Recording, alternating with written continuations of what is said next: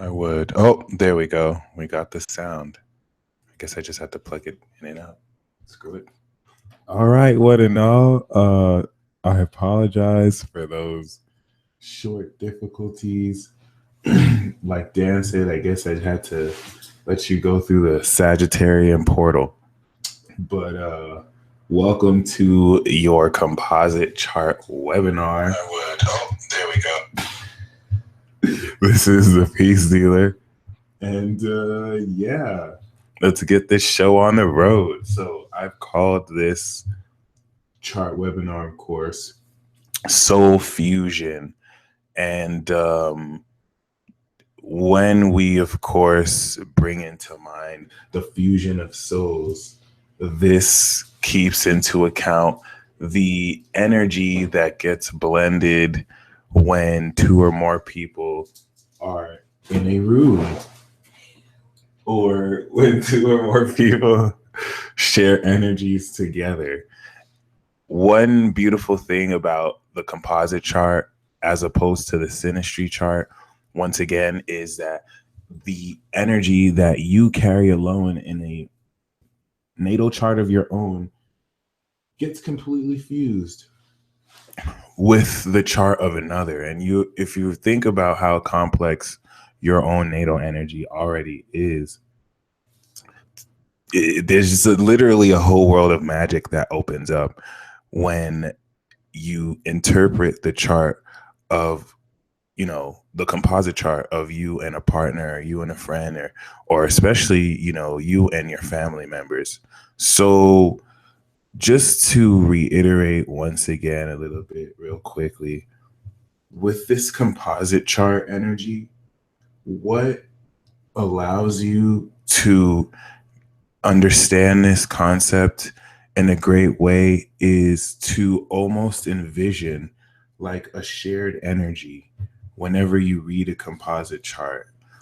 If there were perhaps if your higher selves hit the fusion ha dance and like became one shared entity, this almost necessarily has an energy of its own. And interpreting composite charts really help you almost embrace the idea or be more aware of how, like chemistry, two chemicals come together to create a new solvent or solution. And when you think about being able to interpret and see these blended energies, as in this webinar, we'll go over how to really make sense of each position and whatnot. But the fusion of these energies very powerfully and soundly will make you aware of the direction that your relationship with someone else has.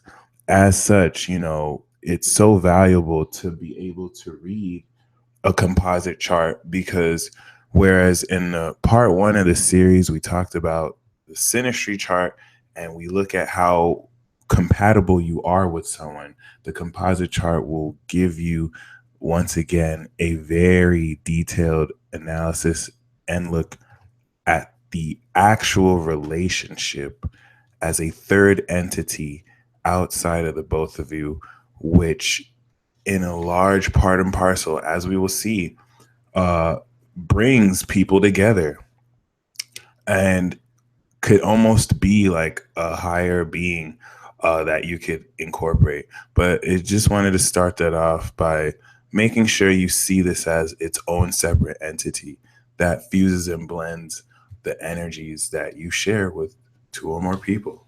Thank you for watching this webinar, and until next time, Narsha. So the composite chart, of course, like I've just reiterated, it is the natal chart of the relationship. And whereas in a Davidson chart, it kind of just adds your birthdays together and then does the chart of that birthday, the composite chart will literally just blend the charts and the planets in the chart and give with the midpoint method, the middle point of each of the energies.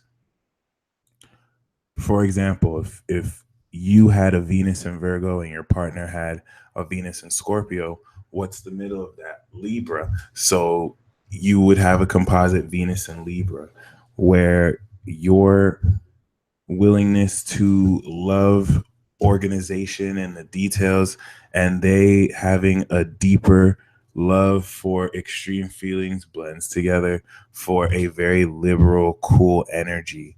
And this is where, you get to become a bit of an alchemist when you can experiment with these energies and seeing how they blend in the composite. I put in that uh, note for higher power because this is actually a very powerful technique.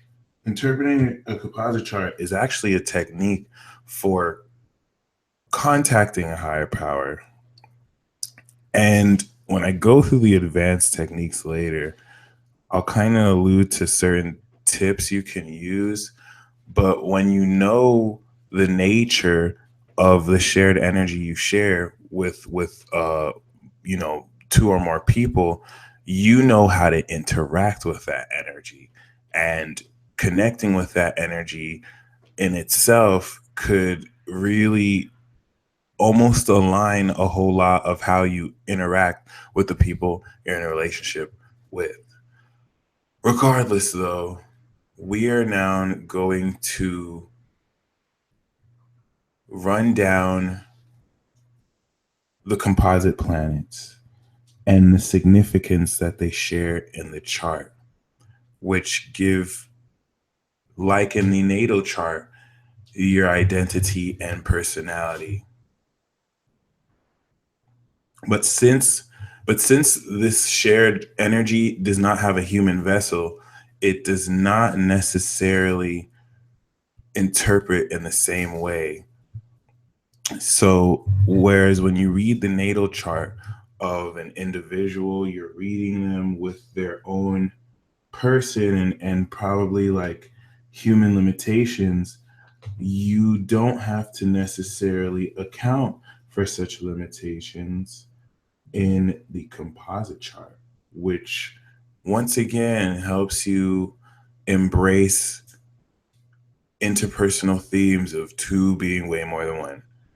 Although, once again, as we look at some case studies, you'll kind of see how this actually manifests itself.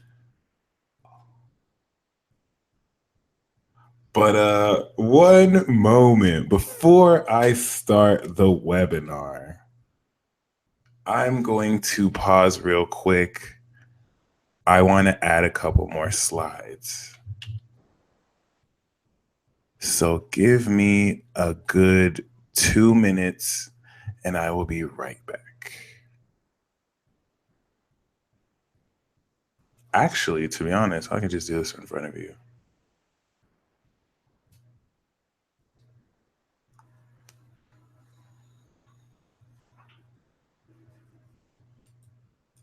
Oops. Oh, cool.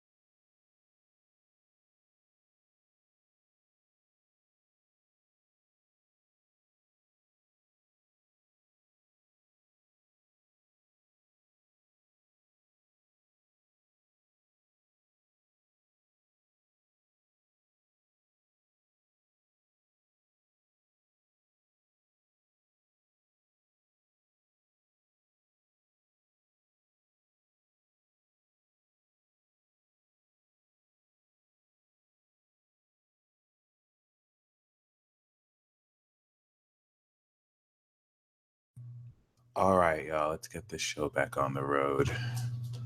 Let's do this. Whew. Okay. So we are going to start, of course, from the planets. And it's definitely important to know how the planets influence and affect the composite chart. And what I will be providing are certain keywords so that when you look at the chart, you know what they represent before we kind of get into how to interpret those keywords a lot. So, of course, when we start with the composite sun, everything and every planet in the composite chart is an awareness of the shared energy that both people, in the context of two people, share in order to now reach balance or stasis. And as I'll mention later, it's really important to examine how the composite chart relates with your own chart so that you'll see directly how the relationship aligns with your own life or blocks your own life. But that's more that's more going to be you know, in the later part of this webinar. um as far as running the settings, I definitely will. And yeah, for those of you with questions, definitely stay tuned. At the very end of the webinar, we will hold a Q&A. But yeah, as far as how to run the chart, we definitely will do a little tutorial, as I will show you a case study on, and we'll look at a couple of composite charts of some people you may know. So regardless, the composite, or have heard of, but the composite sun has much to do with the shared awareness that you have with someone. And the sun in your natal chart, of course, is your awareness. It's your spirit. It's who you are. So the life of your relationship is going to be the composite sun. And it's very important, of course, to examine and analyze the power of your sun. The power of the composite sun is the power of the relationship and the source of the relationship that you have. This is your number one go-to when you really want to get an idea of what the relationship will look like and be centered around. As such, the composite sun is your portal to evolution, and the purposeful nature of this energy will remind you of what it is you're both here to either do, be, or have. Why you're here to do that will be indicated by the nodes. As we now shift, the very relevant nature of the composite sun will not only show where both of you can lean and harness this power, or what, that it's really good to know what the relationship is. That's going to be the composite sign. Especially if you want to ask, what are we in the relationship, you're going to look at the sun first, and then you're going to look at the house and sign it's in to see what flavor and how it manifests. But by far, the juice of the relationship in the composite chart, and the soul, the in my opinion, the most important part of the relationship is by far the composite moon. The composite moon in the chart is where both of your souls meet together. This is why I say in a synastry chart, it is very important to acknowledge and be very mindful of your moon sign compatibility. The best relationships will have moon signs that are compatible, specifically like moon sextiles or trines. because when they meet together in the composite chart, the sign and house that the moon meets is are where both of your souls literally come together to communicate. And depending on the energy, this could be why some of you feel such a powerful soul connection with someone. It's 100% usually the composite moon, where maybe your moons, usually the moons will get along together for that, but whether they get along well or not, certain energies could evoke very deep feelings that you have between certain people. This will give you the secrets of the union you both share, and this will be where you share emotions. But of course, in many relationships, it's not necessarily that people personally on an individual level will like have the same feelings about things. So the composite moon gives you the secrets and understanding to learn how you can both connect together on a deep soul level, and how your energies at a soul level connect alchemically. So as we shift to the composite Mercury, this is very underrated. And when I go to the advanced techniques, when you want to like do a composite chart hack, there's three things you want to look at. You want to look at the north node and the vertex, the composite moon, and the composite Mercury. Because if your composite Mercury is debilitated or afflicted, then you can have like the greatest relationship, but between that and the Mercury compatibility, you won't be able to communicate. Like you won't be able to actually share, understand each other. You could understand each other on a soul level, which is more important, but the ability to actually socially express yourselves is not only highlighted by the composite Mercury in the composite chart, but this will show you the lesson and purpose of how your minds work together, which is weird because purpose is more ascribed by like Jupiter and the North Node, but Mercury carries a certain sense of magic here, to where certain miscommunications in relationships could be very well solved if you know maybe there's a horrible transit squaring your composite Mercury, and that's why you both can't stop arguing. But the communication ability will be highlighted where the blended Mercury goes into. Of course, there's an importance to honor your own individual Mercury placement, but this will help you understand the blended language that both of you kind of make up on your own, and the nuances, both physically and mentally, that kind of allow you to share your minds together so that you're both processing and analyzing data in ways that supersede what you can do alone. The composite Mercury is really cool, especially with that blended language bullet point. When you master the composite Mercury, depending on what sign it is, you could actually learn how to create your own special language together, because you'll learn how this energy works. For example, like a composite Mercury and Pisces, those people are telepathic. Like they could actually like, they don't need to say words to each other. Like they're just going to speak to each other on a higher level.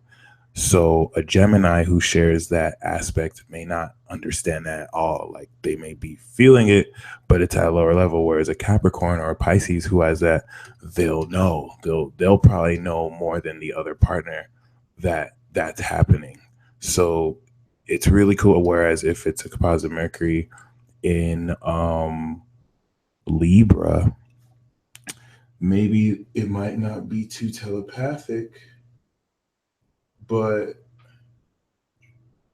it's going to highlight when both people get together, the ability for great social expression of ideas. This could actually be an aspect that makes you more willing to go out and like, or at least like be more vocal about your ideas. But very cool stuff. And of course, the composite Venus is very powerful too.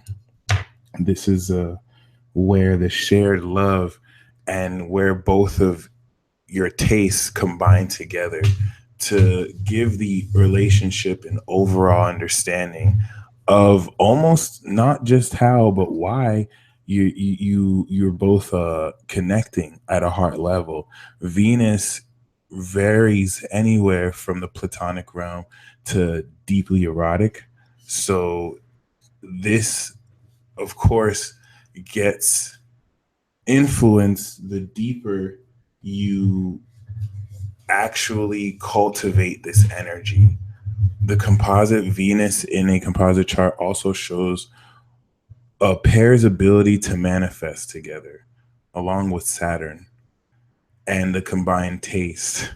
Usually, though, composite Venuses, if the Venuses aren't compatible, are hard to combine because transcending issues here have a lot to do with compromise.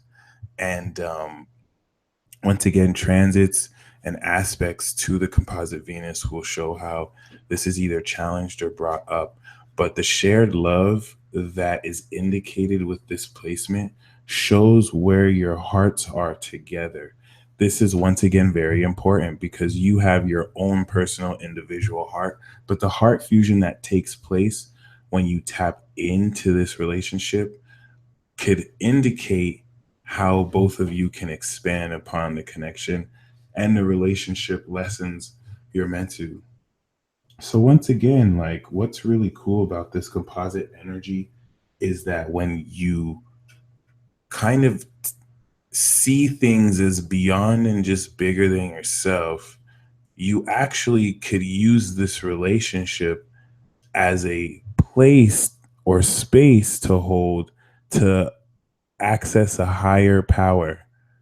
So when you access the composite energy, it's like you're pulling both together, and it's only usually when both parties are willing to actually come together and compromise, if may be, that the composite energy comes out quite profoundly. And this is also indicated in the composite Mars, where both powers of both individuals are combined and drive and passion is shared.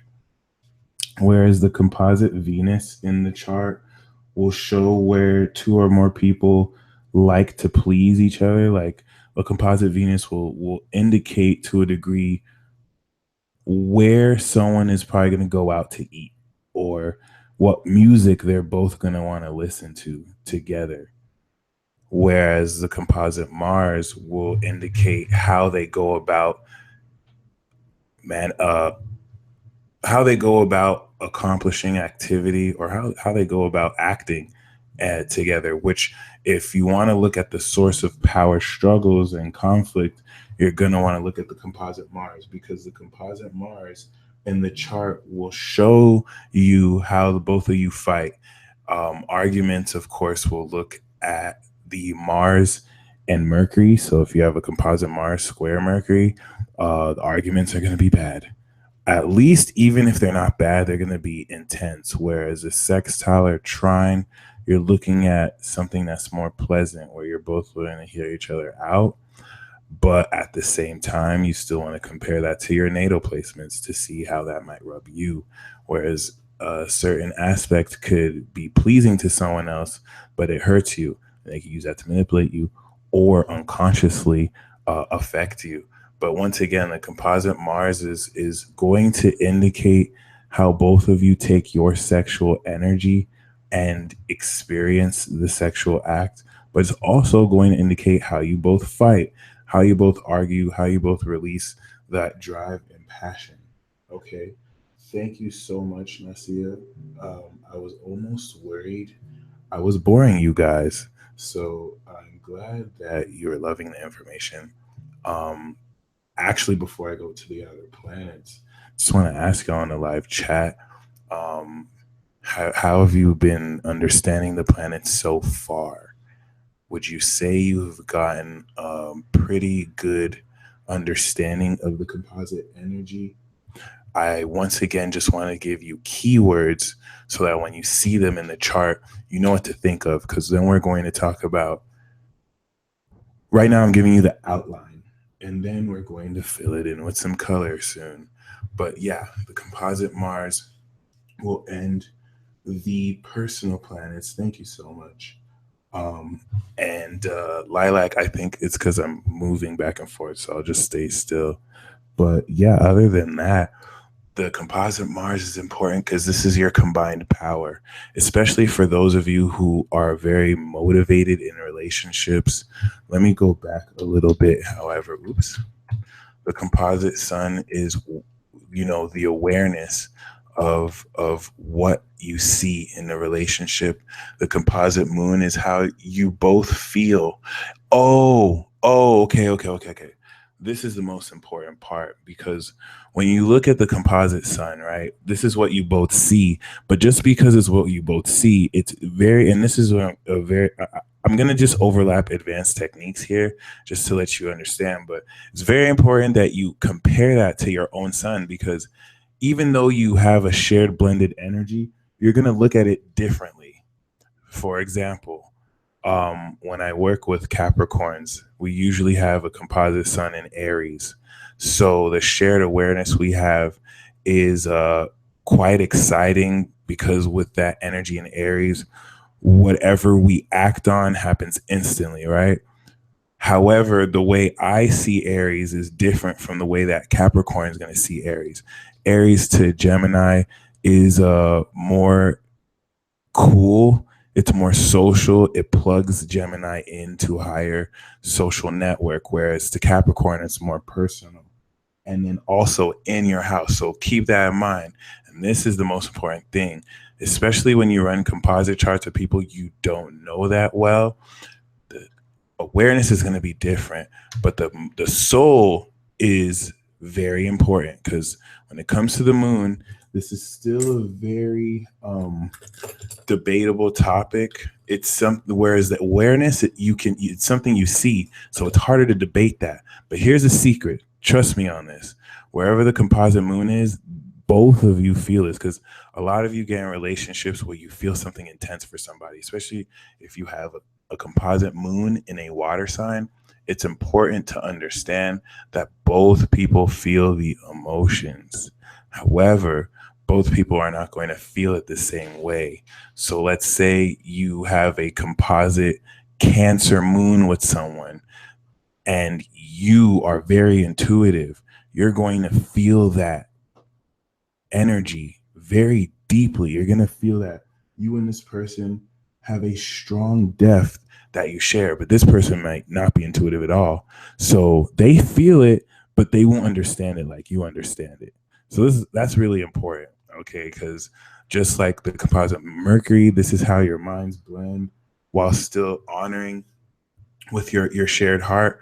Your minds blend while still honoring your personal energy. The shared heart is in the same way too, because this is where, especially for those of you in romantic relationships with others, if you work on your composite Venus, this is a great way to work on the love you both share, obviously, and the relationship. And it's important to track at transits to this composite Venus and the composite Mars as well, because if the power is, of course, whenever the composite Mars is stressed, you're going to see very, actually, let's do a rundown, because it's important to know that too. Whenever the composite sun is stressed, you're going to lose the focus of the relationship, and both of you will lose ambition to really remember what you're kind of here to evolve into. When it's powerful, though, you have the vibrance, you have the charisma, and you have the evolution to really make yourselves better people. The composite moon, when it is stressed by horrible angles to transits, It's going to really frustrate your feelings together and knock you both out of sync. And this is where certain things could really possess both of you. You really want to, you really, if there's one thing you could know about the composite, if, I mean, the sun's important, but if all you can know is a composite moon, that will at least let you be hip to transits to it, to let you know how you're both going to feel, because there's a rational quality to the moon.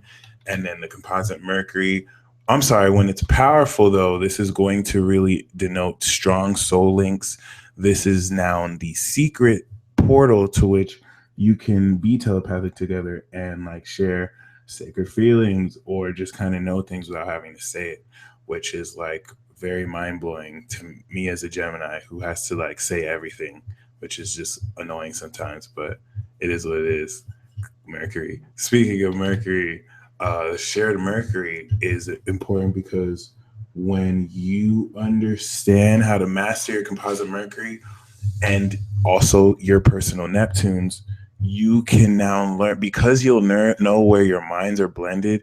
If you think of your mind in the quantum realm and you know where to meet that energy, this will teach you telepathy. This will teach you how to like, communicate in advanced ways with your partner, especially when you add two or more people. And then, of course, the share. But with stressful aspects to the composite Mercury, you're going to have misunderstandings. You're going to have arguments, especially when Neptune is squaring it or involved. And when it's powerful, you're going to have increased communication. This is going to be how both of you can come up with ideas as well.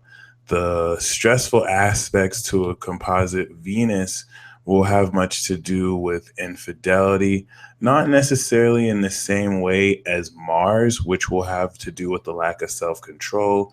Once the respect is gone, with the Venus and the love is gone, Venus is going to want to look for this elsewhere. But because this is like composite and shared, this is going to have to do with the lessons of love you both share together, as opposed to synastry charts where we're now looking at individually both of you two. So, definitely when it's stressful, you're going to have to deal with value judgments that really remind both of you how strong the love you have. But remember now, for composite, it's less about the shared love you have for each other and more about the shared love you have together. So composite charts are combining both of your energies. So it's you two versus the world in a certain way. And synastry charts, we're now going to look at the love between you and the other person. So that's kind of what I was trying to say. When you look at composite charts, this higher power is both of you, and it's almost as if you're fusing together. So you never want to read a composite chart like you're trying to interpret the compatibility between two people, because that's what a synastry chart's for.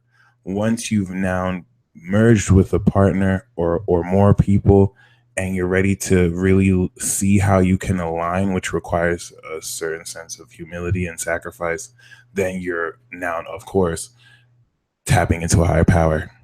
So, of course, the composite Mars, when there is stressful aspects, this will be an imbalance of power, usually power struggles, and quite unfortunately, horrible fights.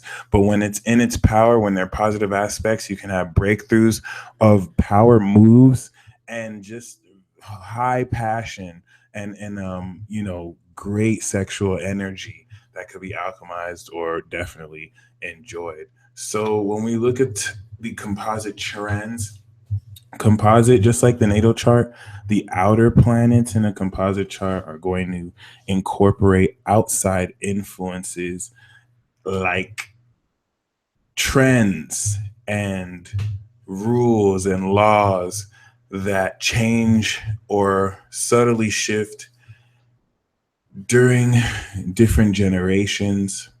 Jupiter will really speak more to the humor, the sense of humor, but also the beliefs that, compared with Mercury, can lead to greater arguments or philosophical exploration. Whereas Saturn will lend a lot more to the karma, as we'll speak on soon. But composite Saturns are very important because they're going to indicate at a great level what are the lessons that you and restrictions you both have to go through in order to learn some lessons together. Sometimes composite Saturns are necessary to protect one or two people from each other, or from certain things outside in the relationships. But composite Saturn and Jupiter will greatly influence how easily or harshly a relationship flows. The composite Uranus, Neptune, and Pluto now are going to they're going to be more relevant if they're in different generations to see how they blend, but you could use them if they to really indicate the psychic potential of a relationship, especially if they're conjunctions that these make to personal planets, or if composite outer planets make conjunctions or relevant aspects to your personal planets in the chart. The composite Uranus will really deal more with, once again, the generational evolution and revolutionary, rebellious energy, whereas Neptune will really speak on how both people's intuitions blend. Once again, differing generations of this will be quite fun to see how they alchemize. But if you're with someone in the same generation, basically it's just amplifying the power of it. Because for example, people with the same composite Neptune and Uranus probably were in the same generation where they gel to the same TV shows, the same lingo, and the composite Pluto will combine that darkness and element of psychological transformation and rebirth. But honestly, it's more influential in a individual chart because, once again, it's a generational influence. Natal conjunctions to these outer planets will bring more prevalence to their significance. And with that being said, when we look at the composite destiny of the chart, this is one of the most important points, especially when we look at the transits, because this will indicate quite powerfully how well, or the purpose of two people getting together. Okay, so this is one of the other hacks. Like, you always want to look at the composite north node, because this is going to let you know why you're together. What is the lesson you're meant to learn? And once you really internalize that, you'll know through transits, it's all transit based with destiny, when you're learning lessons, what's activating lessons, whether you're done with lessons, the vertex, especially in Synastry, if someone's north node is on your vertex, then you're talking about someone who's probably destined to either get married or be in your life significantly. In terms of the composite chart now, this is going to indicate very profoundly element of fatedness and stuff that's supposed to happen, especially in transits, where you always want to look at planets that cross your composite north node or the composite vertex, because they will indicate fated events per house and sign to give the flavor. And then Saturn, once again, when you combine them with the north node and vertex, will give you an idea of the karmic lessons. So the north node will answer the why. The vertex will indicate through transits what's going to trigger these karmic lessons. And then Saturn is going to be how you go through the karmic lessons. So you always want to make sure in the personal or composite, the north node and Saturn are cool together. Even if they don't make positive aspects, they have to be at least relatable, because if they square, if they make challenging aspects, then it's just a difficult karma that both of you all have to go through, or individually. And now, as we get into, now we're going to fill this in with some color. So we've talked about the planets. When you look at a composite chart, you're going to see the planets. Now, if you want to understand, now I'm going to give you important keywords to understand what the planets will act like in the elements and the states, basically the signs. So you want to take the keywords I've given you for the planets and then fit them in to the elements and the states. So when we start with the elements, when you have composite planets in fire signs, this indicates that your relationship is evoking the energy of passion and charisma. Composite stelliums or a majority, and when you think of now energy, because the sun will be dominant. It definitely, when you talk about dominance, you're going to talk about the sun. But let's take a percentage. If a majority of the percentage of your composite energy is in fire, then you have a fire relationship. And a fire dominant relationship is an exciting relationship. It's a relationship that is meant to light a fire under your butt and rev you up. All right. And this is where, once again, like I'll mention in advanced techniques, it's very important to make sure you can hang, you can get with someone, and this shifts all your composite energy. You can get with like an air sign or a fire sign, and it'll shift all the composite energy into fire signs. And if you're an earth sign, this is going to be very tiring for you. You might want something that's more earthy or slow, but the fire and air sign is going to be fun because they're used to that. So unless you like fire, you know what I mean? Fire energy is going to be, once again, very exciting. The purpose of it is just to experience and generate fun. It's meant to live in the moment. All right. So in the energy of Aries, you're going to find this passionate energy allows you to understand who you are and gain power through that in raw ways.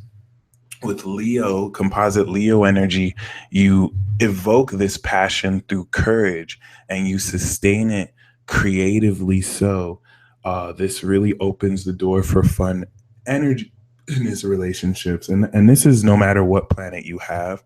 Also in Sagittarius, this fire is going to evoke itself in a sense of adventure. So these are the three dimensions of fire. Aries is going to be more raw and powerful with how you evoke this passion. When you have composite fire energy in Aries, it's what you do with the fire. And you're going to find it's a relationship where you do a lot with this passionate energy. With Leo, you're going to find it's more about having a lot of this passionate energy and standing in your courage and having fun here. And with Sagittarius, it's a lot more about going on adventures and being with this energy. All right. So fun, exciting relationships have fire. Of course, as we'll speak on, you want a composite chart, you'll find a blessed composite chart has all elements.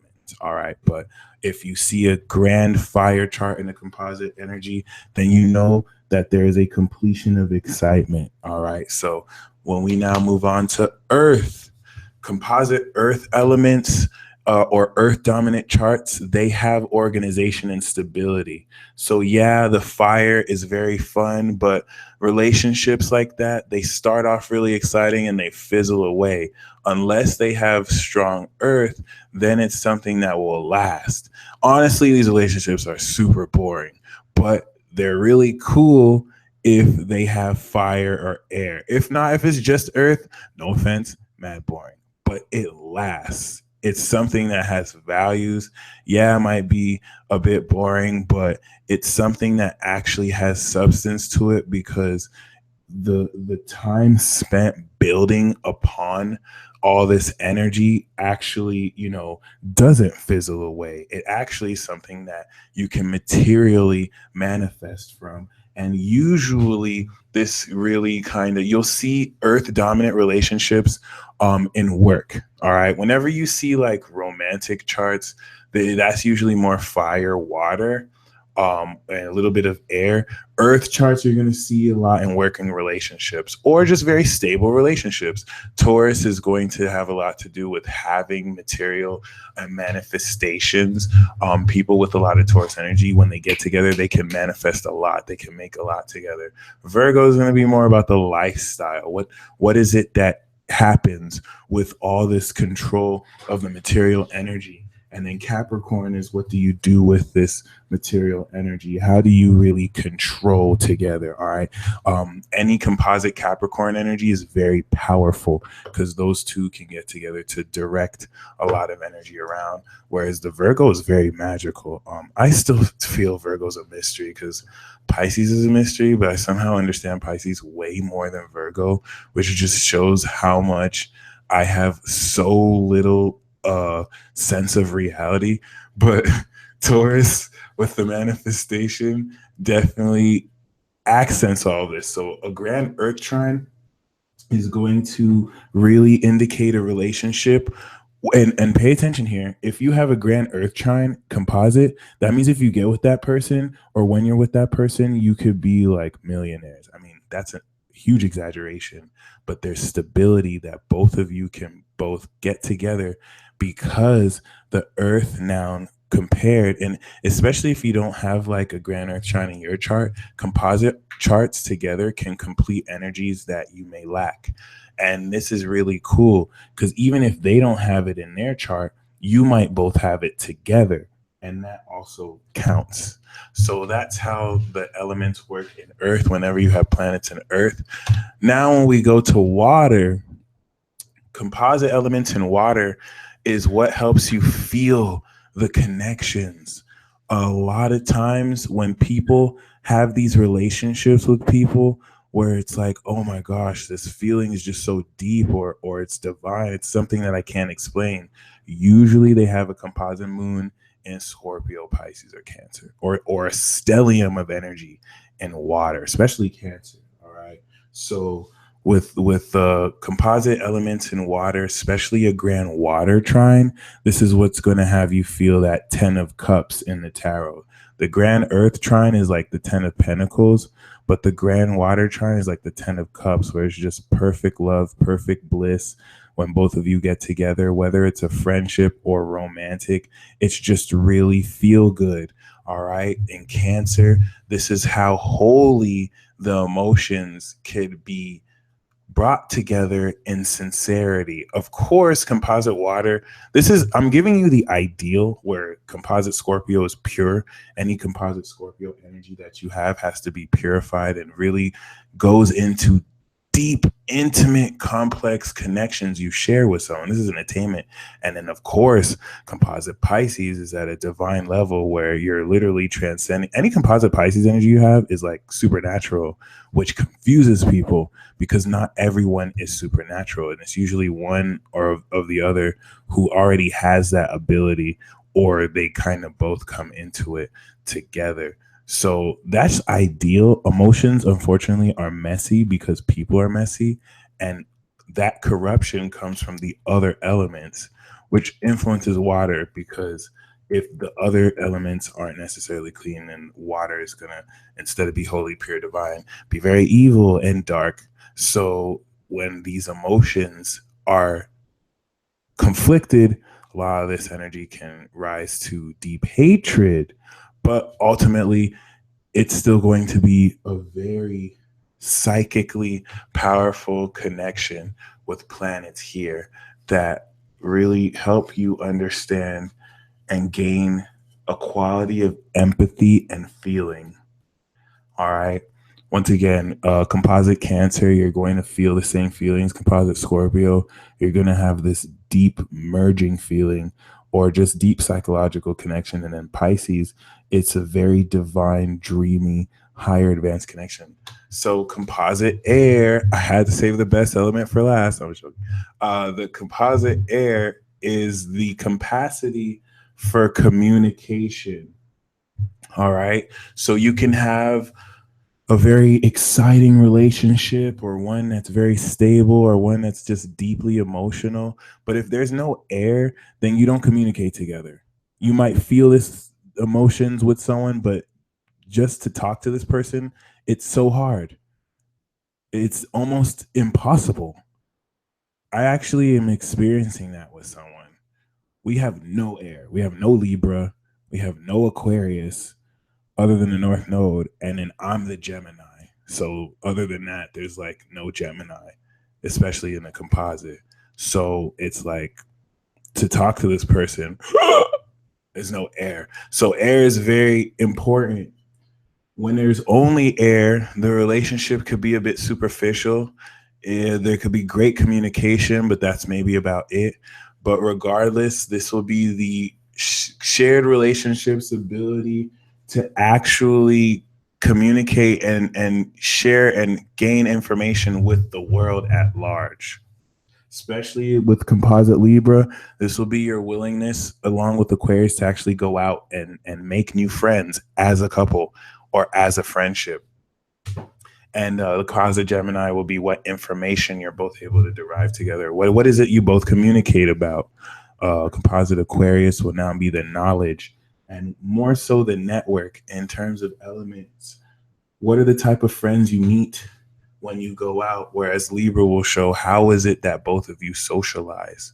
Once again, if you have no air, you're probably just going to be socially awkward together, or you wouldn't even go out because there's no air. You see this a lot in composite relationships that are just dominant water and earth. They're just complete homebodies, and all they do is just like eat and sleep together in their like cave. Whereas fire and air dominant, they're just so social. They go out all the time, but they probably have no depth or substance to them. So you always want to have a good balance. Air and water dominant, you're gonna have a relationship that is they communicate about very spiritual and psychic things, but it could also lead to harsh miscommunications if that air is insensitive. Fire water is a very creative, productive relationship. Fire water relationships are very hot, steamy, sexual, and just a bunch of drama for no reason. And then air and earth is just very cold, robotic, lifeless, but very efficient and very much a power couple, actually. Anyway, regardless, that really wraps up the elements of the composite chart. And when we now move into the states of the composite, this gives us another dimension of how to see the energy. So we'll break this down, of course, into mutable, fixed, and cardinal energies. You want to once again look at these as dominance. Like if you have a majority of energy in mutable signs, then this is going to be a very magical relationship. The purpose of the relationship is meant to be experienced. And you want to be mindful, especially of where the sun and the moon are. Okay. Virgo is a mystery, but I just read that as Virgo is mastery, and it very much so is. It's the perfecting that it could get into. So, but yeah, Virgo is a mystery for sure. As far as, once again, the mutable energies, when you have composite energies, especially your sun and moon in a mutable sign, this is about the magic you both create and generate and experience together. Mutable energies in the composite mean that things happen when you're together, which is important to not always control, but to just be at peace with, especially when it's in Pisces. In Gemini, this is going to be the magic of truth that you both uncover almost magically, especially composite suns in Geminis. When they get together, like information just comes out, like they suddenly become truth magnets. Same with Virgo, except these are going to be real facts and details that you both experience. And the earth element of Virgo is going to incorporate and bring into account, once again, more, logical, rational, and material details that could be tangibly expressed and felt. Sagittarius is going to be very flashy, and this kind of experience is going to really, with this energy, show you the meaning of things. Once again, though, this is a shared power that is gained, whereas Pisces is going to inspire the relationship with great imagination to move forward with. All right, but yeah, once again, the mutable energy is all about magic and it's all about the happening. And then the fixed energy, which is very important, whenever you have a composite sun or moon or dominant energy and fixed signs, this has much to do with the wealth and the love that you both share and also manifest.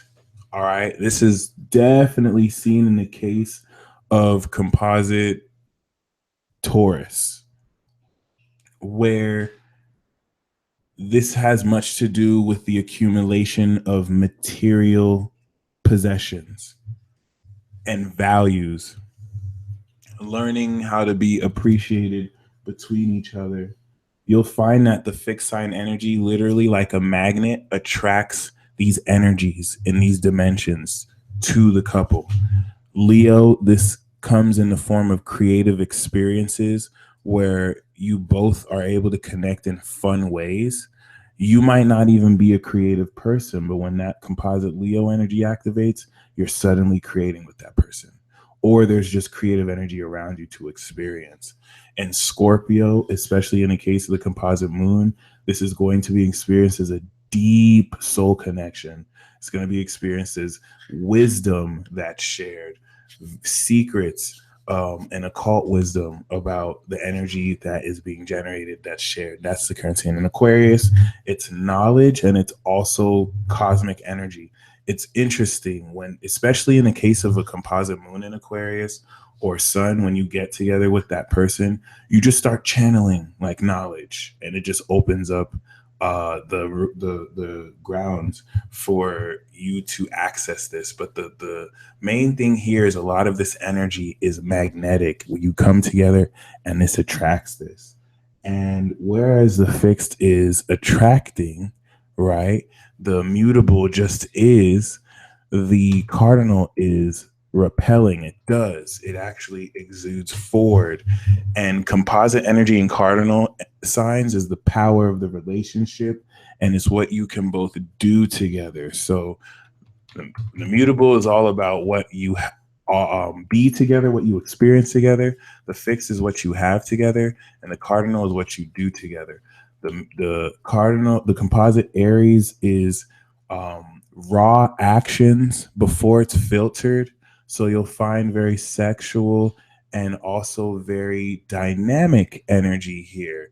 It's very fun because of the fire part of it. And then Cancer is going to have to do with emotional actions, but more psychic energy that you both kind of creatively express with. This is a little bit of a mystery too, because it's not like psychic where you're just having these psychic feelings.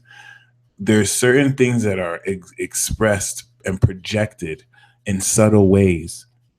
Libra is self-explanatory. The cardinal energy here not only adds an artistic touch to what is both done, but composite Libra energies speak of social etiquette, grace, and power that is really exuded and very charmingly expressed. You'll find people with composite Libra are very stylish together. And then composite Capricorn, we're now talking about executive partnerships. We're now talking about very powerful energies where you're acting at a bigger scale than most. So with that being said, we're going to take a small break before we go talk about the houses. We'll take like a short 5-minute break. That should be good for now. And yeah, hang tight, y'all. Hold on. Also, how's the information so far too? I hope you've been enjoying the webinar. We're gonna go a little bit more advanced soon, but yeah, see you in 5 minutes, and I hope you've been enjoying the webinar so far.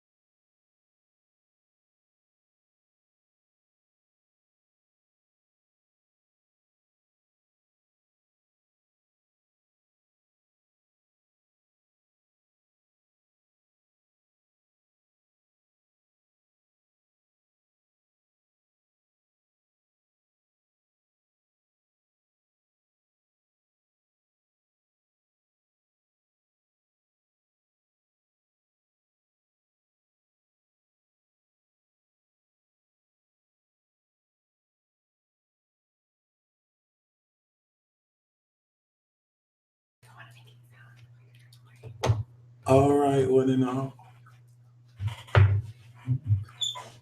I am back once again. We are going to finish this webinar. And thank you guys so much for bearing with me. And I hate to be corny, but I'm just so grateful for all of you and the feedback that you give me helps me know I'm doing the work, I'm doing good, and that's really all I care about. I want to make sure I'm giving you the value you deserve. It's my Taurus energy. But yeah, regardless, we're going to go to the second half of this composite webinar. We now know keywords, and I want to keep this just keywords because a lot of this information you kind of already know, especially if you've taken previous webinars, especially the spiritual astrology webinar. You know what I'm saying? G1, great question. I want you to save that for the Q&A, but I will just kind of answer that now. You have to know the time of birth. You have to know the exact time of birth of each partner to run a composite, because what I do if I don't know the time of birth is I'll still run it, but I won't know the rising sign. So it'll literally be like see the blended energies just without knowing the rising sign. And it won't be that in depth, but it'll still let you know the shared energies, which is very valuable.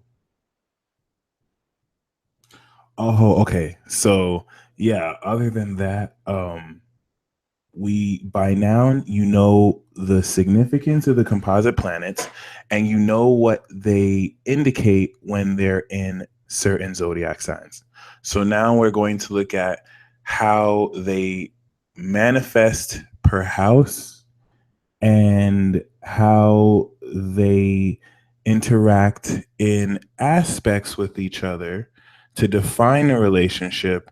And then we're going to get into some advanced techniques. So we're going to quickly run down some keywords for the houses. They definitely align with the signs as well. And when you think of the composite energy planets, especially in stelliums and houses, this is where the flavor of the signs manifest.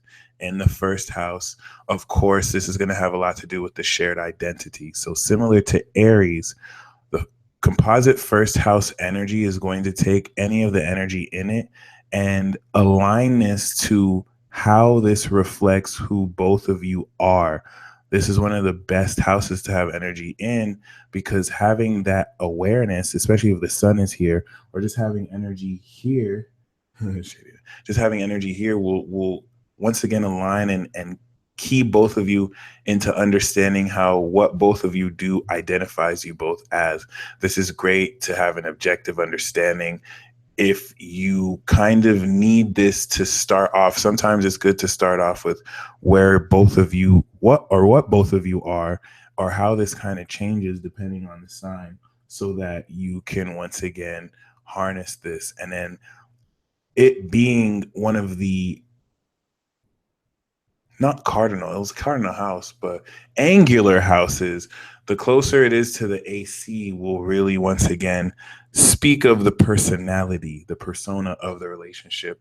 It being in the first house is very personal. So you'll find that the more energy is in the first house of a relationship, the more the people in the relationship involved care or focus on themselves. Definitely powerful in its own right, as you'll find many people with the surplus of energy here have an internal locus of control, and they make their own decisions, and they're very aware of this energy. The second house will now have much to do with manifestation and what value is possessed when both these energies combine, what energies are being used, especially in the case of Venus or Saturn and Jupiter. A composite Jupiter in the second house will definitely be a couple that makes a lot of money together and just acquires a whole lot very well. But what this ultimately does, the reason why there is money or material or energetic, manifestation of value is to reflect on how it influences the shared self-esteem you both have. So the quality of feeling important, or the quality of gaining a sense of great value and confidence, comes from a strong composite second house. One of the best composite houses, and the most important, of course, though, is the composite third house, because the composite third house is going to indicate the shared ideas and the language and communication that floods the relationship, or the lack thereof. This is what's going to indicate how well you can harness the Mercury positions compositely, and how well you both interact with situations and have the outlook, because it is opposite to the ninth house. So positive and great third house energy will indicate a relationship with a strong attitude, where there's a free, liberal approach and flow of information and idea generation, since this is the first house that influences the rest of the perceptual houses. All right. Once we get to composite fourth house energy, we're speaking of the shared private life.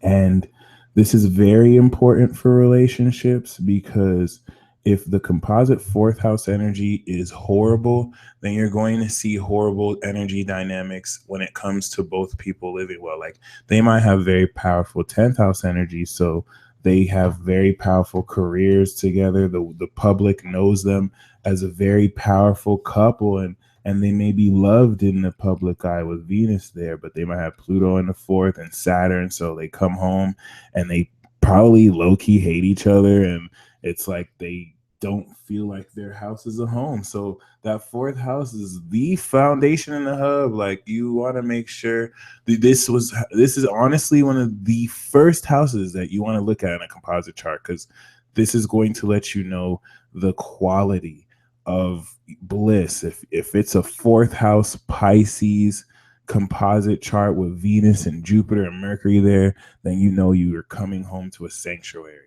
or something that's just very dreamy or heavenly, if it's in its positive aspect. So you definitely want to do what you can to resolve any issues with that fourth house, because this will let you know how comfortable you are sharing private information together. Most important thing about the fourth house is that if your fourth house isn't strong, then it will trickle into your eighth house and into your 12th house.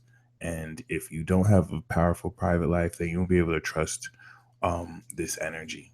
So when we get to the composite fifth house, which opens up creativity based on a powerful foundation, once you feel comfortable in your home, you're going to feel comfortable to love. And the composite fifth house is going to indicate shared talents and shared creativity, but it speaks of the capacity for both of you to have fun. If you see two people in a relationship and all they do is argue, and they're just really boring together and they don't really do anything, they probably have no fifth house energy. Whereas fifth house littered energy in a composite chart is talking about two people who could really express and sharpen their talents. You'll see this in maybe people who do music together, or people who make art together. They probably either have powerful fifth houses individually, or they have a fifth house powerful in the composite. And this will also have much to do, great for romance and the capacity to deal well with children. Although, quite ironically, it's the seventh house that's going to indicate if you'll have children, in a very weird, odd way that doesn't make sense, but makes a lot of sense for some reason. The fifth house, once again, though, will indicate the capacity for a composite chart, or the relationship itself, to derive fun, and what kind of connects are there. The sixth house, I feel, is once again one of the most important composite houses, because this is the shared lifestyle. Whereas the fourth house, you have to see whether the home life is there, and if there's empty energy in the house, that's not bad. Is what you want to look more at the house cusp and the sign, and any planets aspecting it, even if it's empty. But, the sixth house is going to talk about the shared lifestyle. If you have a conflicted sixth house, it could be tough to be in a relationship like this with this energy, because you'll find that a whole lot of your behavior is negatively influenced, and you always want to be with people who are good influences. So look to a composite Jupiter in the sixth house to see this as a relationship that will develop your lifestyle. Of course, you want to see how it personally interacts with your sixth house, because if it clashes with your sixth house, then this could actually be a positive energy that negatively impacts your lifestyle, because there's just so many levels to this. But the shared lifestyle and the shared behavior that you both exude will open up the room and capacity for you to even have a spiritual life. All right. And now, as we segue and shift, this moves into, of course, the composite seventh house, which now, because this is with two or more people, has an 11th house effect. Shared relationships in the composite seventh house. First of all, planets or energies in the composite seventh will deal with the couple's capacity to compromise, and also how the couple both interacts with other people. Okay. So this composite seventh house is not you versus the other partner. The composite seventh house is you and that partner versus another partner or another person. And it's going to take your friends and their friends, and it's going to see whether they get along or not. All right. Of course, the more seventh house energy in the composite chart, the more you're going to find that you and this person interact with other people. Whereas composite first house energy is just focused on you and that person. Okay. Composite eighth house energy is how well you can both share secrets with each other. This is, once again, not going to indicate so much. It's going to indicate how you both deal with your shared resources, but the shared resources and values is actually the second house. When you do the composite chart, you almost want to flip it on its head. So when you're talking about the composite influence of a partner with another partner, you're looking at the composite first house, because they're just going to focus on themselves. When you look at the composite eighth house, this isn't necessarily how well do I trust my partner with my secrets. It's how well can I trust my neighbor with the secret me and my partner have. This is the most important thing you want to understand, because the composite blends your energies. And it's also going to speak of how well you really are able to merge both of what you have as a composite entity. Okay. Powerful eighth house composite charts open a powerful room for intimacy, but they will blast through any trust issues as a result to do this. Okay. And the seventh house affects children, because it's the third house of the fifth house, where it's kind of like incorporating the union of two or more people. But honestly, once again, it's one of those things that's hard to explain, because it's nothing really linear. It has just more to do with like Venus ruling it, and yeah, it's hard to put into words really. Whereas, but it has everything to do with the fifth house and its connection to the fifth house. But yeah, when we go to the shared ninth house, we have, or the composite ninth house, we have shared beliefs. And also, on top of shared beliefs, the composite ninth house is going to take the lessons learned from the composite third and fourth and have much to do with how the couple gains inspiration together. What is their sense of adventure? Whereas the composite fifth house has much to do with the fun that's had, the composite ninth house will have much to do with the quality of information. Because remember, the third house very much so is information. So the third house is going to be, what are you talking about? Is Mercury there? Does the couple talk about gossip, or is Jupiter there? You talk about God. The ninth house is going to have much to do with the media outlets that both of you ingest together, and what is the philosophy that you both share in relation to the Jupiter transit. A very active ninth house will incorporate one's ability in the composite relationship to expand outside of their culture and also travel a lot. And this is where we get to the 10th house, because a powerful composite 10th house is speaking of a strong public life, where this is a couple or a composite energy that's known out in society, where the 4th house is just strictly private and it's under wraps. All right. So the composite 10th house will also speak to the ability for people within the relationship to work together. It's less about working and more about what is the shared persona, because this squares the first house, which wraps up the identity both of you share. And that's the importance of the composite rising sign. Wherever your composite rising sign is in your chart, it's going to really blend what your identity is. What is it that when you two are together, maybe on your own you're like the serious one, but when you get with your partner, people see you as that happy-go-lucky couple. That's your persona together. And that's why I love the composite chart, because it just adds so much more answers and energies that reveal the creme de la creme of knowledge and wisdom that you could apply in so many different ways. Once we get to the composite 11th house, this is where we triple, if the composite 7th is like the 11th because it's your friends and they're all friends. Now we're talking about the shared community. Whereas the composite 9th will be incorporate a whole lot of media outlets. The 11th will be, where do we both go out? Maybe your 11th house, you're like me and you have like Mars there and you just go out on your own because it's an Aries and like you're your own team. But your composite 11th could be littered with so much energy.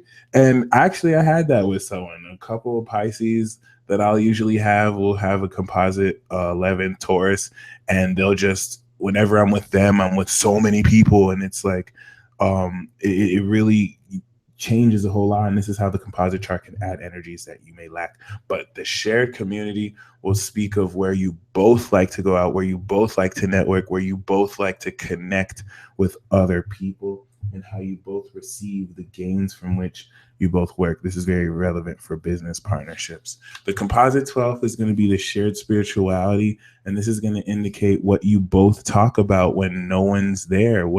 How do you both spend time in isolation?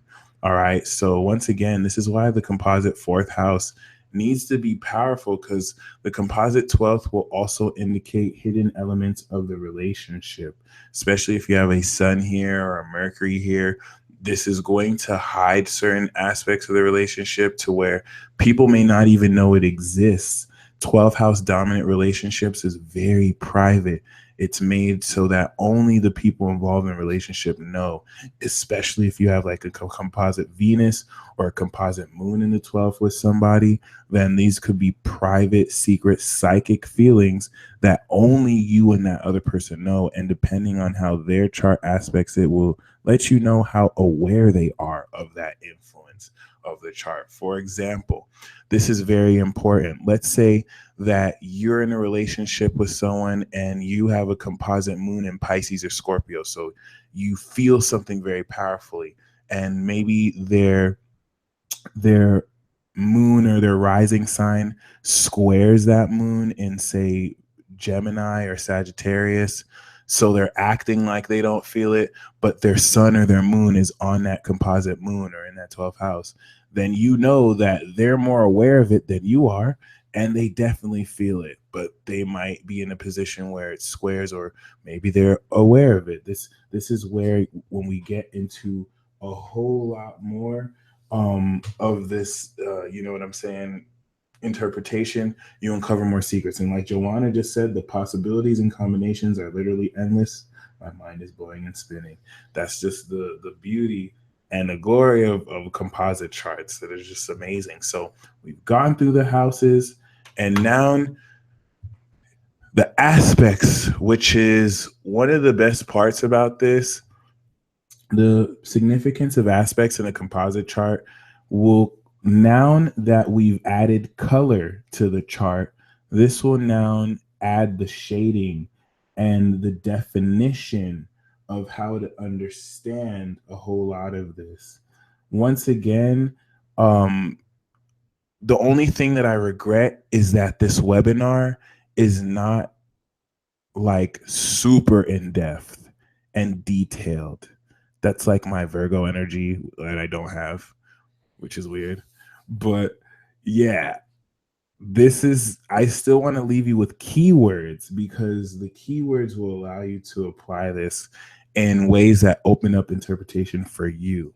So when it comes to composite aspects, you get the definition of a whole lot of the chart that is now already, put in to focus.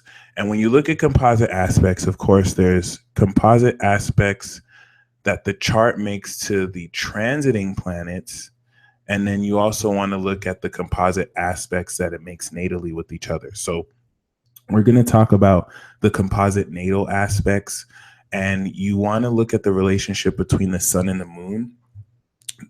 The sun and the moon is going to show you the definition of the relationship. What is it that the relationship is really here to be, where it's the sun that is the power of, and the moon will be the flavor of what this power is. So if you have a Aries sun with a Scorpio moon, that's a power of wisdom, or the Aries sun with a Aquarius moon, that's the power of knowledge, or a Gemini sun with a Sagittarius moon, that's a full moon relationship where you're uncovering the truth and meaning of experience. So many complex combinations.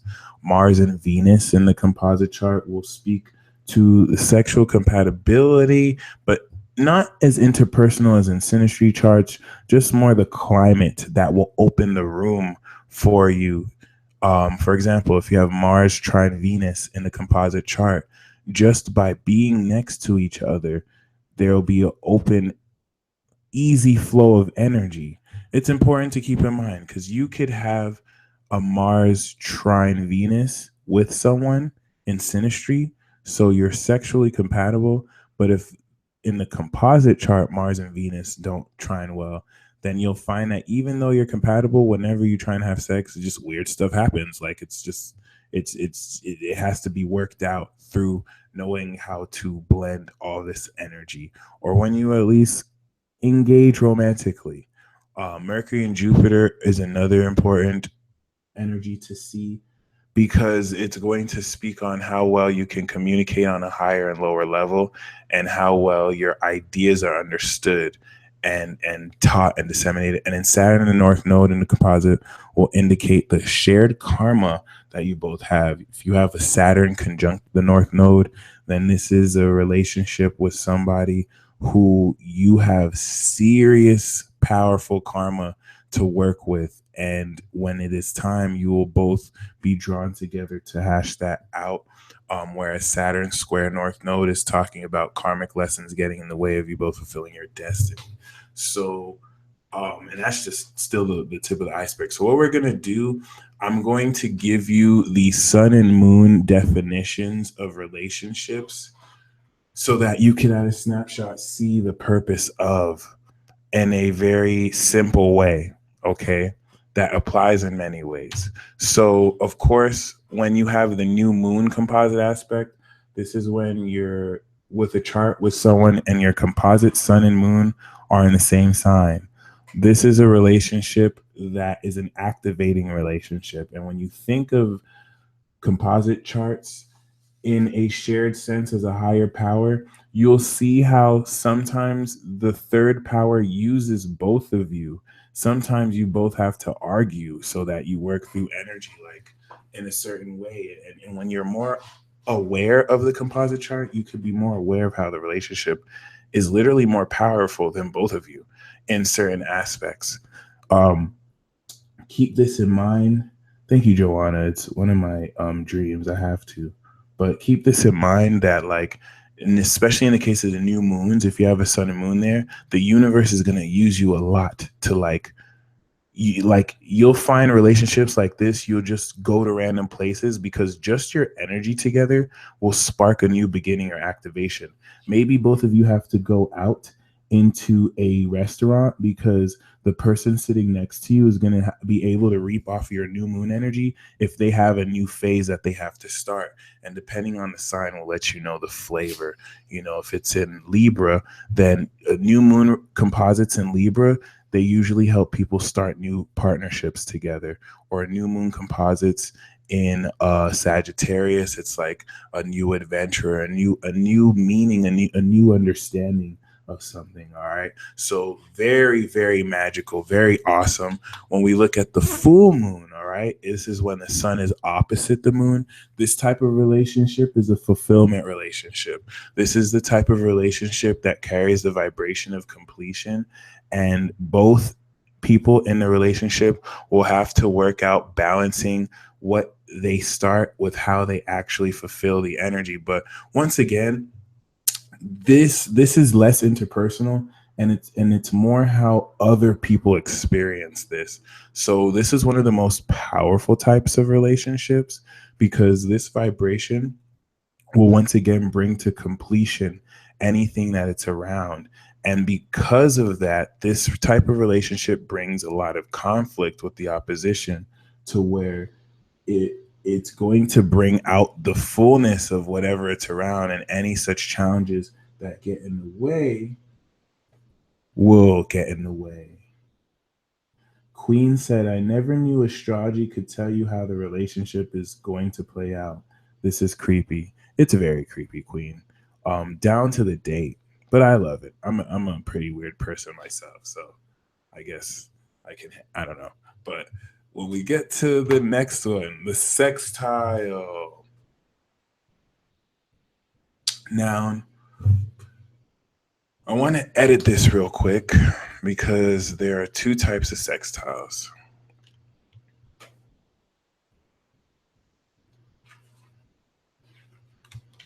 There's the expressive and the networking. Let's try that. So when it comes to sextiles, there's two sextiles. You have the sextile from the sun and moon, where the sun is on top and the moon is 3 signs after. And then you have the sextile where the moon is coming from the 11th house, where it's on top of the sun. So the expressive sextile is the first one, where you have the sun, you have a space, and then you have the moon. Composite aspects incorporate relationships where ideas are expressed. This energy inspires others. This energy inspires others to actually express and say what's on their mind and develop ideas and develop attitudes. The energy of the sextile will open up opportunities for people too. So in the energy of both the expressive and networking, in the case of the expressing, it allows people to express their ideas. In the case of the networking, it plugs people to important people, especially within the relationship. They'll find that they're able to really connect with like-minded people who also gain great friends, friendship ability. Now, what's really cool about both cases, especially in the networking, is you're able to gain these are relationships based on friendships. So the more platonic relationships you'll usually find with an expressive or networking. A full moon relationship is usually going to be more like a business partnership, or maybe a romantic part. Not usually not romantic, but it's going to be a dynamic relationship. Sextile relationships are usually relationships you see with like friends, or eventually married couples who have this, that started off as friends, because there's an ease to this connection that takes into account such a free flowing energy that takes both talents and merges them together. Then we have the trine. this is going to be where you might have more romantic relationships or just very fun creative relationships. You have the creativity and exploration trine, and then you have the adventure and meaning trine. So when the moon is 5 signs away, when it's going downwards, this is going to be the fun relationship. All right, there's going to be a blend of both, but this is going to be relationships that are romantic in nature. Especially, it's easy because there's just so much fun energy to expand upon. This is like the expressive relationship, but much greater because it's a full expression and it promotes so much fun for others. And the other one that has the ninth house influence with the moon higher and the sun lower is the adventure and meaning, where the moon acts as an antenna to be receptive to the knowledge and meaning to be gained from the fun being had. And there's a sense of adventure and travel that comes from this trine aspect. And people with these relationships inspire so much knowledge and awareness of philosophy. And once again, fun too, because of the trine and the free flowing aspect. And then, of course, the inconjunct, which ironically I've noticed a lot of married couple have, or once again, like very binding unions or soulmate or karmic partnerships. This is usually the karmic partnership aspect with relationships that may not last forever. In rare cases, they do. This is going to be the inconjunct aspect, more so in the transformative quincunx, that is bringing into account zodiac signs that have different elements and modes. For example, Capricorn and Gemini, like different elements, different states. One is mutable, the other is cardinal, and one is earth and the other is air. Two quincunxes make a yod. And the perfecting quincunx is going to be the one where the moon is 6 signs away from the sun, where it's using the energy to perfect that which is around. So this is a very dynamic relationship you'll see in business partnerships where both people are very critical of each other and also in a position to help fix a whole lot that is around it. You'll find this with people who like to fix other people's problems. The transformative quincunx is the moon 8 signs away, and this is going to incorporate very sexual relationships where they have to transcend that to gain a greater level of intimacy. But this usually also manifests itself in relationships with people who you probably have beef with.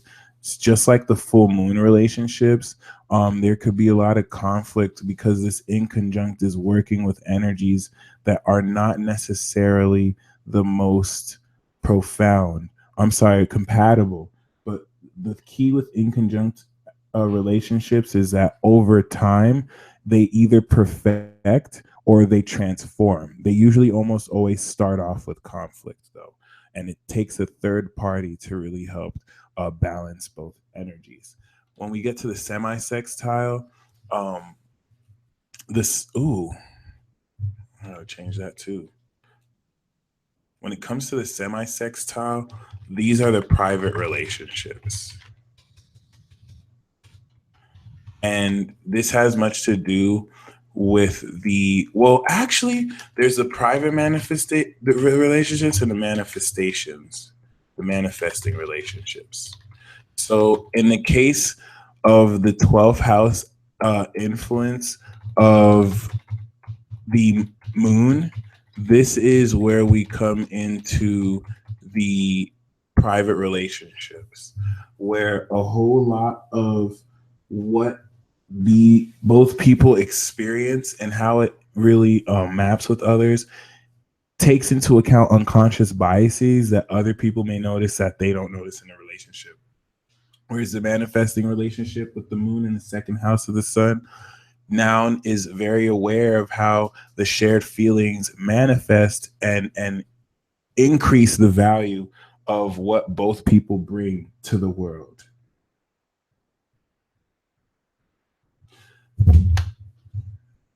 Then when we get to the square, this isn't necessarily easy, but some of the most powerful relationships have composite square aspects.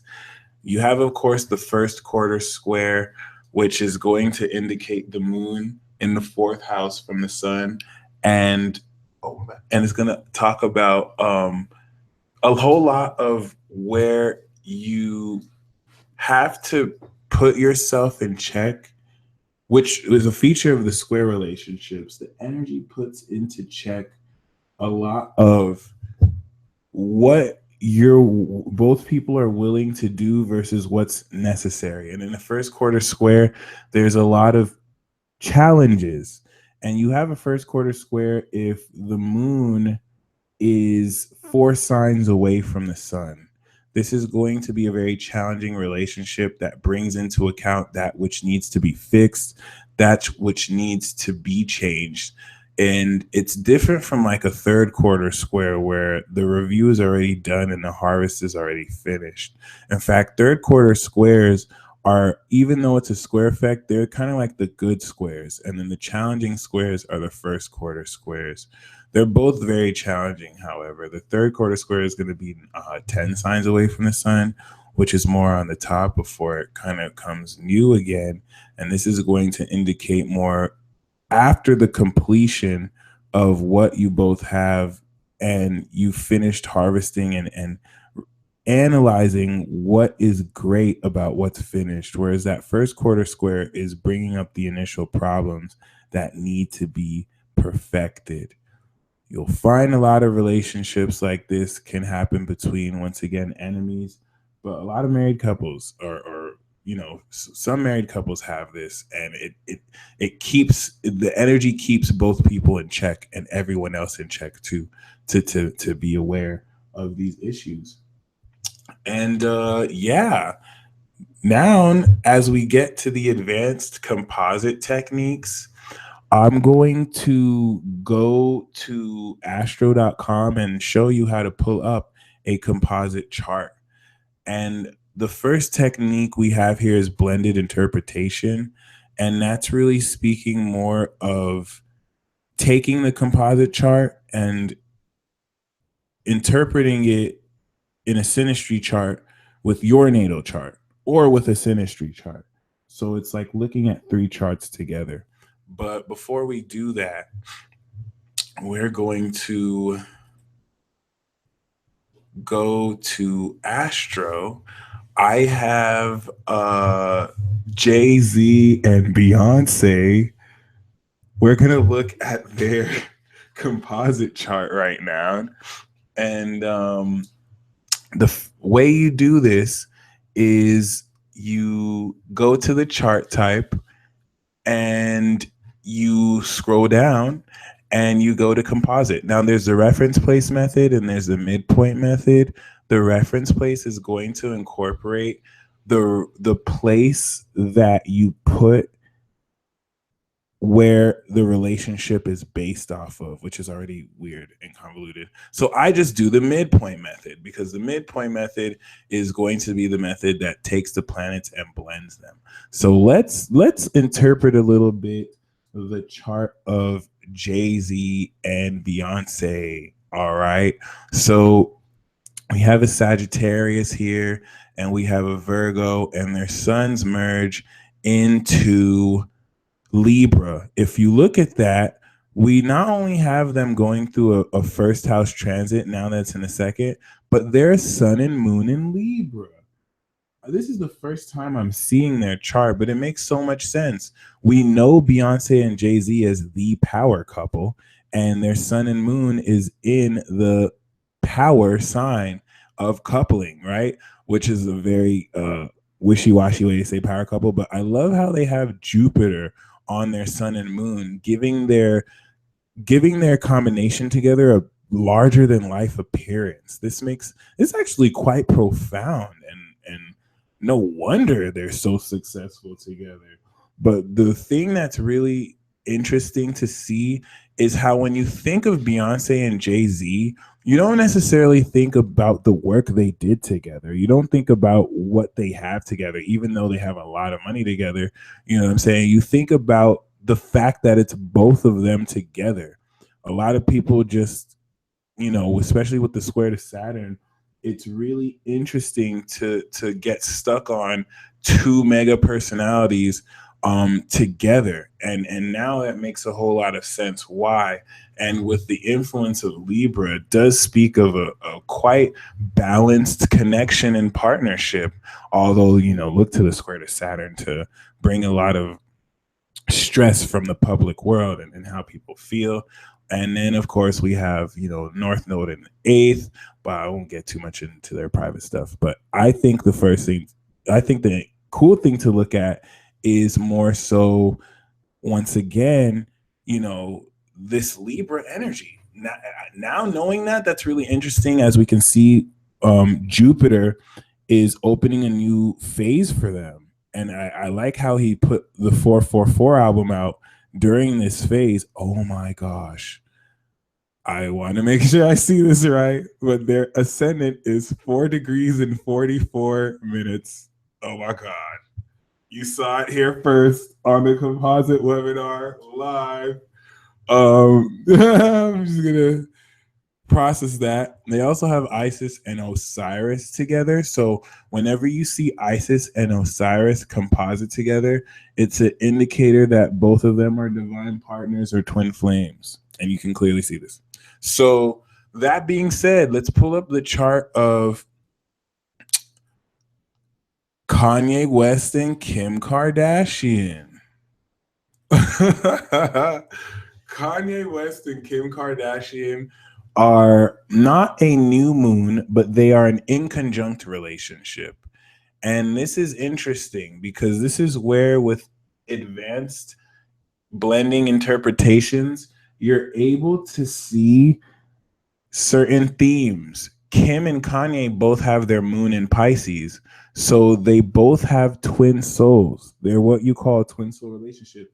And just like Jay-Z and Beyonce, they both have Isis and Osiris in the same sign as their sun.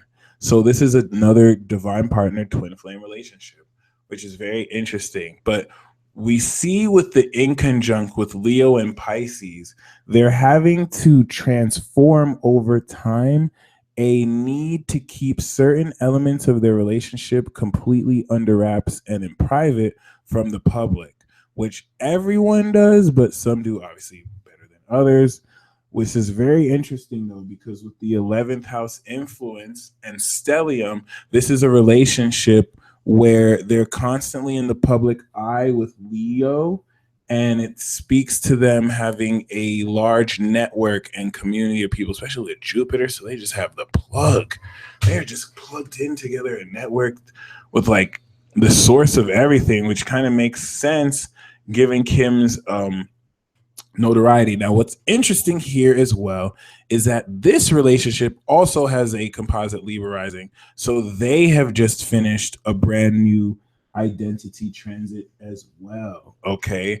Isis is asteroid number 42 and Osiris is 1923. So if we go back to the chart selection and you go down, you could choose the additional asteroids. And this is where I chose the Isis and Osiris. But yeah. Now I want to show you guys some magic. I don't really show this a lot in live videos because, if people knew how to really do this, they could do bad stuff with this. But I'm going to show you guys. So I did some research. As you can see, the face of the relationship is the identity of the union in Libra. Okay. So when things are timed here, you can time certain events, or certain things will just happen as if by destiny, right? So I looked up Kanye West and Kim Kardashian's marriage. They got married May 24th, 2014. Well, what happened May 24th, 2014? May 24th, 2014, the sun was in Gemini, but the North Node was in Libra at 28 degrees in their first house. What do we have there? We have the goddess of marriage, Juno, on Amor in the first house where they identify themselves as couples to the world. I nearly fell off my chair, but if I didn't read astrology for as long as I did, I wouldn't have learned to just not be surprised anymore. But that is huge. I don't think, I mean, it's very probable that Kim Kardashian has an astrologer that it was like, you should totally get married here. But I really don't think they planned this. And this just shows the power of destiny. In that case, we have now proven, right? It's going to be important to know if they planned it, because if they planned it, but even if they didn't, that's all within the great plan. It must have been destiny for them to go to someone to plan it, right? But the fact that the North Node is on Juno really will key you into ordained destined unions. And I just get the feeling and intuition. No, I'm sorry. I just get the feeling that Kim has like 5 astrologers. So I don't know, but there's a very huge possibility that they did not plan. They did not know the North Node was going to be on their Juno in the sign of marriage. I think that's amazing. The moon was in their 7th house. So, you know, if it was planned, it's still great. You know what I mean? This is now why I put Juno in the asteroid webinar. And it's important to incorporate composite. This is their composite Juno. All right. And the composite Juno will help you with transits know when marriage is timed, if that's even in the cards. It, of course, being on Amor, speaks of a very pleasant and flowing marriage. And because Kim's energy is on it, she has a lot of power. Kim Kardashian is the face of this relationship, whereas Kanye West is like the 9th house.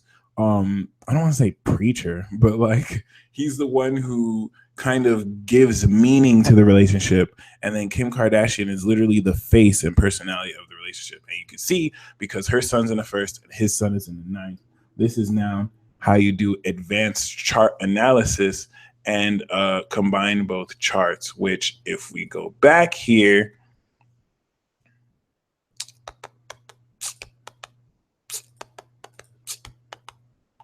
and we pull up the Synastry chart, this is how you can look at both charts, and you can now start comparing stuff, all right? Seeing certain similarities. This might be a little bit too complex for some, and that's totally fine. With time, you'll kind of learn how to overlap. This is where you see both their moons here in Pisces. You want to look at stuff like that. This is part 1 of the Synastry chart, where we have the Synastry and compatibility. This is part 2, the webinar right now, where it's blended. And another advanced technique that you can do is called, it's an ability to do more than a multi-composite chart. There we go. The multi-composite. Let me make sure. There we go. So you go to multi-composite once again in the drop down, midpoint method. You click here to show chart, and then you could choose a 3rd chart. So what I would do, and then you could even choose how many persons. Let's say 5 persons. Screw it. What does that do? That's amazing. So you could literally like choose 5 other people.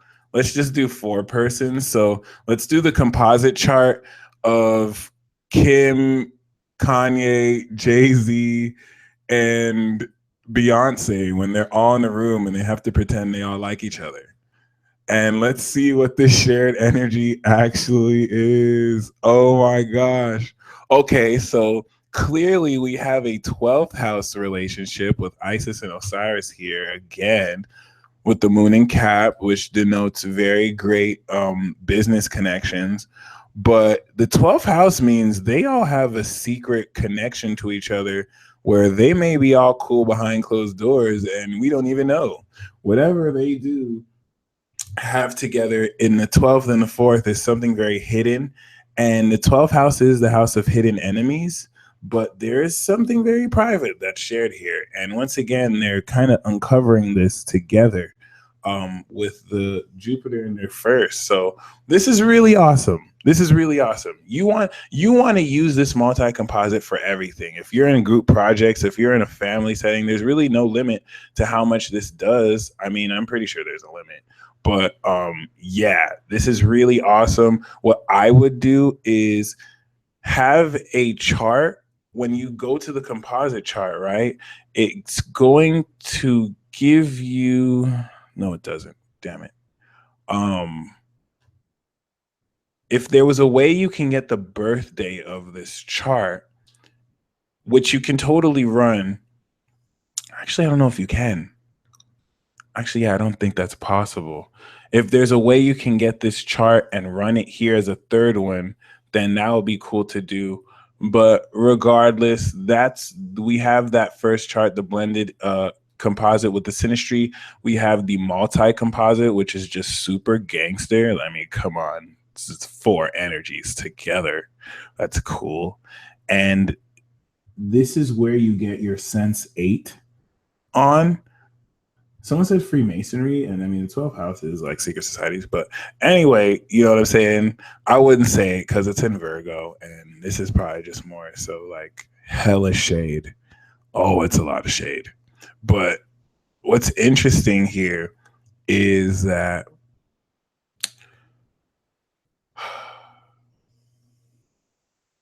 with this analysis of blended energies, you almost want to think like sense 8, where if you know the composite chart of more than one person, you know the energy that's influencing all of them.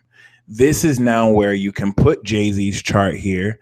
You know that Jay-Z is the 3rd house of the relationship between all 4 of them, and he's opposite Kanye, so they might have differences in how they perceive things. And then you have Kim here in Libra, and then you have Beyonce here in the 12. So Beyonce has like the hidden lowdown on all the tea that's being dished. And then Kim is aware of how her presence is affecting everything.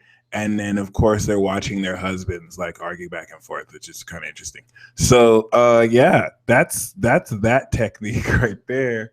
The transit activation is also cool because if you know where the transits are influencing in the chart, this will, of course, like I've shown you, let you know if the relationship is going through a new phase, like when Jupiter is going over the first. But no matter where the energy is, if you know what the transits are activating in your composite chart, you can activate the chart by just being aware of it. And this is what the sun does with our awareness and conscious energy.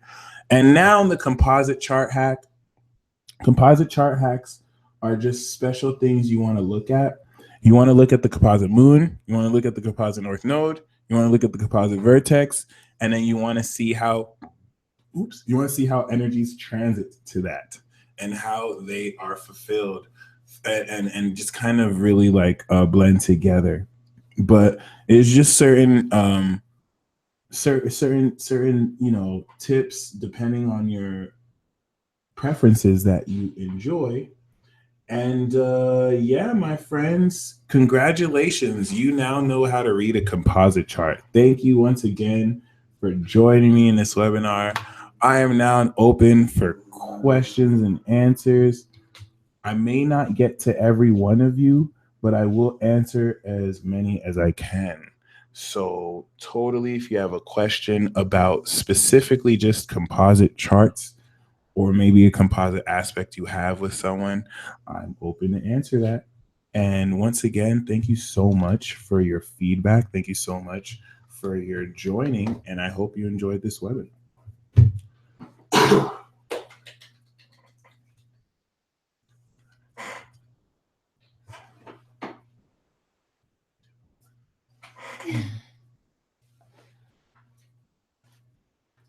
I was trying to give you aromatherapy.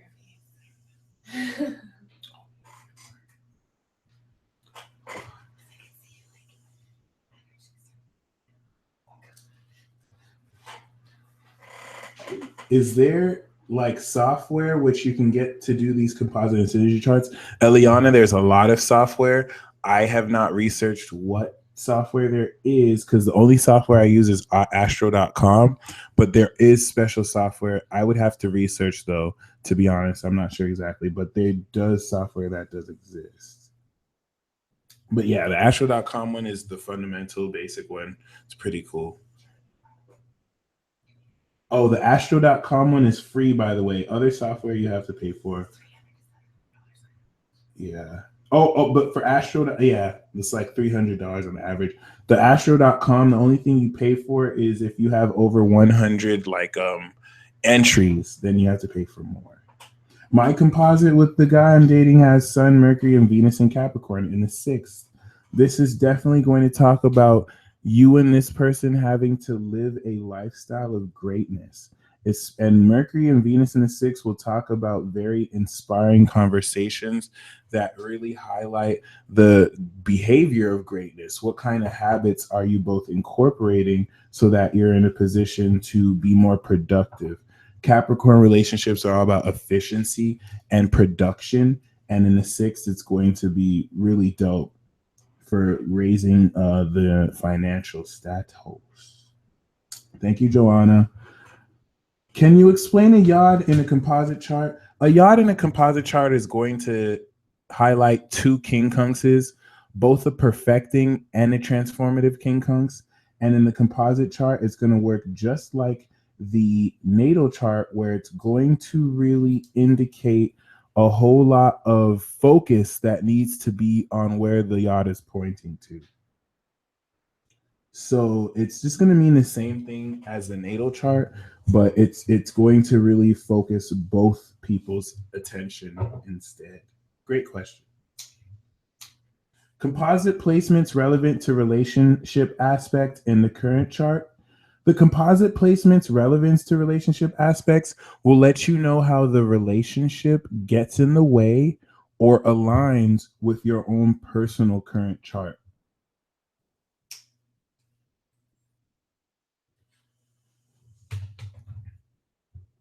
The composite Chiron is going to indicate where both of you have to merge your Chiron and your wounds versus that person's wounds. It's going to be how you both deal and blend with those wounds, which could also make things more sensitive.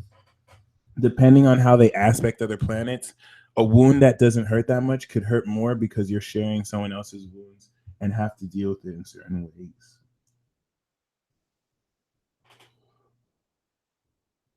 Solar fire. I'm going to check that out.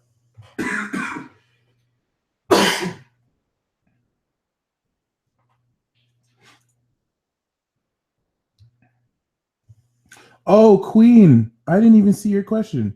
Have you read any charts of people who will be very, very important if they were to get together and change everything? No, I haven't. I've read charts of people who are very, very important, but I've never really experimented what would happen if they got together. But it's always cool to see, though. What does it mean when you have a composite sun in Capricorn in the 1st and a composite moon in Cancer in the 7th? This is a full moon relationship where the composite energy of this chart is going to bring the greatness out and fulfillment to how sincere one can match the seriousness brought forward in the relationship, especially composite sun and Cap in the 1st. This is a relationship with two people who take themselves very seriously. So it has to balance with Cancer in the 7th to where you're not too serious with other people, and you're able to like keep that integrity and also balance it with great warmness. Any thoughts about composite Saturn in Taurus in the 10th? Composite Saturn in Taurus in the 10th is going to bring great karmic lessons and manifesting the proper values, but having to deal with huge lessons of patience, because Saturn in the 10th is going to actually harness or bring with it great power and authority, but it's going to really test how well you can like manage the resources. But yeah, it depends on the transit, how this manifests. How does a composite Black Moon and Lilith in Cap apply? It's going to really incorporate old patriarchal, themes that needs to be transcended through conflict, or what will usually happen when harnessed, because usually Black Moon, Lilith, and Cap, composite or natal, is so suppressed because this is just like doing public dominatrix, and you can't do that in society without people like looking at you weird because you're whooping and flogging someone in public while like being sexual. So the composite chart is going to have to deal with both individuals harnessing such energy and not leaving it suppressed and giving it a chance to like express itself.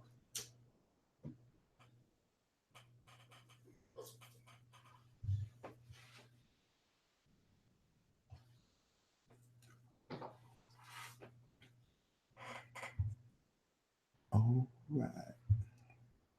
Is there a composite aspect that causes manipulation of the other person where they have control over them?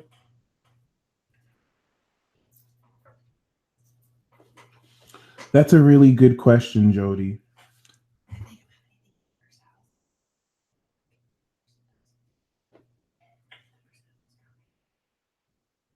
Yeah. If one person has like if one person has a deficient energy and another person has it in surplus, and the composite energy is at the energy where the other person has power, then they can use that to manipulate the other person. For example, like if you have a majority of seventh house and they have a lot of first house energy, and the composite chart is more in the first house, then that first house person is going to have more power and they can use it to manipulate.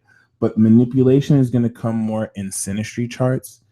Manipulation of another person will happen when a facet of the relationship is harsher on another person, and then that person uses that part of the relationship to manipulate someone else.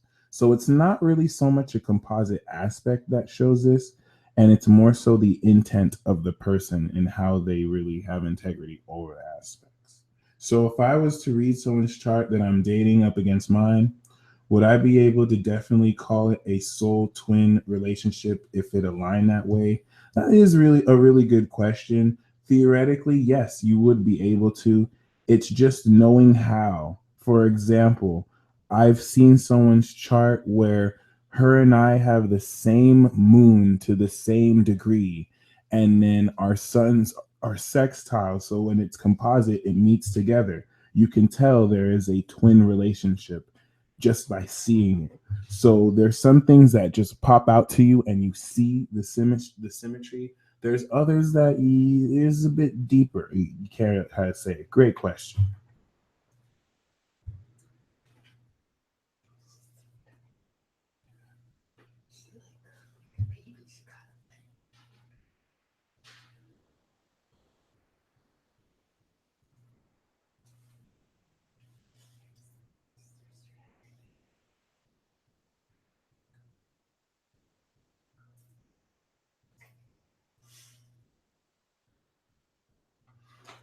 Alrighty, well, any words on composite 10th house Venus Aries trine 6th house Pluto Sag? Composite 10th house Venus Aries, it trining the 6th house Pluto Sag is going to really make both of you daredevils in the way you express love in public, because the 6th house Pluto Sag is just going to add an extra quality to the wildness and intensity to how both of you kind of express your lifestyle decisions. But Pluto in the 6th is hard. I have it natally, and I have no routine. Like I'm a dumbass when it comes to that. So this could really bring challenges here, but the trine will add to the intensity. Okay. um Fixed stars do have similar effects, and we both have moons in Scorpio and composite moon in Scorpio, so both of you are twin souls. When you and someone have the same moon, even if it's not to the same degree, it means that you're twin souls of each other. So you both feel the same way, but you have different awarenesses, and you're both coming together to balance those awarenesses of your sons. So I'm going to end the Q&A here. Thank you very much one and all for ordering this composite webinar. I'm so very glad you enjoyed it. I'm going to work even harder on the next webinar so that we keep up the great work. And with that being said, my friends, y'all stay blessed as we go into the portal of infinity. And peace.